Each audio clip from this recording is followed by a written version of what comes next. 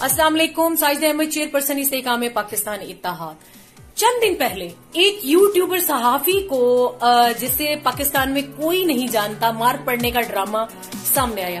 पहले दिन दोनों हाथों पर पट्टियां बांधे और अगले ही रोज दोनों बाजू मुकम्मल तौर पर पट्टियों से कवर थे, बंधे हुए, जैसे किसी ने मार कर तोड़ डाले हो। अचानक तीसरे ही रोज सारी पट्टियां उतर गईं।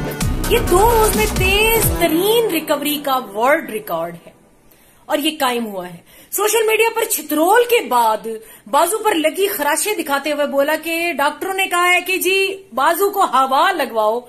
बिल्कुल सही कहा है, पाकिस्तान में गर्मी भी तो बहुत है ना, हवा शवा लगवानी चाहिए और हवा शवा लगवाना जरूरी है। बाजू वाला ड्रामा तो फ्लॉप हो गया, लेकिन मुमकिन है असल चोटें और तकलीफ कहीं और लगी हुई है और जो वो के मीडिया पर दिखाना मुमकिन ना हो। जिस आईएसआई ने सोवियत यूनियन को तोड़ा, जिस आईएसआई ने अफगानिस्तान में अमरीकियों की ईंट से ईंट बजा दी, ये जंखा कहता है मुझे आईएसआई ने फेंटा लगाया है। खैर, इससे पहले भी एक सहाफती बेवा ने 6 गोलियां लगने का ड्रामा किया था और 6 गोलियां लगने के बाद बैंडेज इनकी सामने आई, वो शर्ट के ऊपर थी। यानी 6 गोलियां लगने के बाद शर्ट के ऊपर पट्टियों का ये रिकॉर्ड भी पाकिस्तान के पास है। इस यूट्यूबर को खराशे मारने के बाद सहाफती बेवाओं ने एक प्रेस कॉन्फ्रेंस की और इल्जाम आईएसआई पर धर दिया। पूरा पाकिस्तान हैरान था कि ये आईएसआई थी या इस भाई को कोई बिल्ला उठाकर ले गया था जिसने इसको नाखून मारकर जख्मी किया है। इस प्रेस कॉन्फ्रेंस में भाई साहब बड़े गुस्से में नजर आए और आईएसआई और आर्मी को गालियां देते हुए 50 साल पहले जनरल रानी का किस्सा छेड़कर फौज को गालियां देते रहे। जनरल रानी का जिक्र तो किया जाता है, लेकिन जनरल रानी की औलाद का जिक्र नहीं किया जाता, जो आजकल सहाफत से वाबस्ता है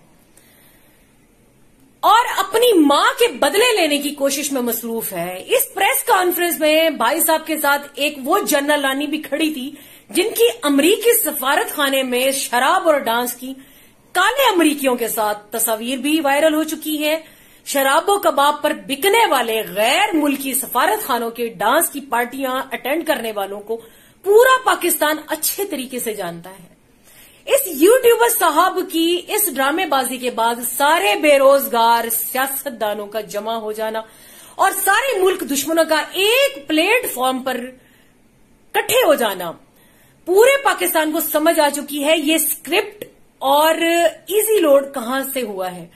पिछले दिनों सीएनएन पर शाह महमूद कुरैशी साहब ने इस्राएली सहाफी की जो दुर्गत बनाई और कहा था कि दुनिया के मीडिया पर यहूदियों का कंट्रोल है और इन बिकाऊ सहाफियों को जो है डीप पॉकेट्स कहा जाता है और फलस्तीन में जारी इसराइली जारियत पर पहली दफा अक़वाम मुत्तहिदा में इसराइल के खिलाफ जंगी जराइम की तहकीकात शुरू हुई है और पाकिस्तान की मजबूत मौक़िफ़ की वजह से इसराइल के मामले में पूरे मुमालिक अमेरिका का साथ छोड़ गए हैं। रूस और चाइना इसराइल के खिलाफ अहम फरीक बनकर जो है सामने आए हैं। यही तकलीफ इन डीप पॉकेट्स को खाई जा रही है और ये इदारों पर तनकीद करने के लिए, इसको जवाब फराहम करने के लिए इस किस्म की ड्रामाबाजियां करते रहते हैं। अब ये तरीका वारदात पर पुराना हो चुका है, इनको चाहिए कोई नया ड्रामा श्रामा करें। ऐसी खरोशें तो इश्क में नाकामी पर नौजवान लड़के और लड़कियां खुद ही मार लेते हैं।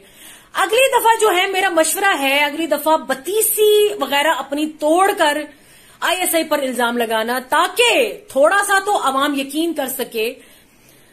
इन सहाफती बेवाओं के लिए मुफ्त का मेरा ये मशवरा है कि ये कहना सीख लें, हमारे चैनल को सब्सक्राइब करें और बेल आइकन को प्रेस करें ताकि हमारी जो है आने वाली बकवास आप सुन सके और आप तक पहले पहुंच सके।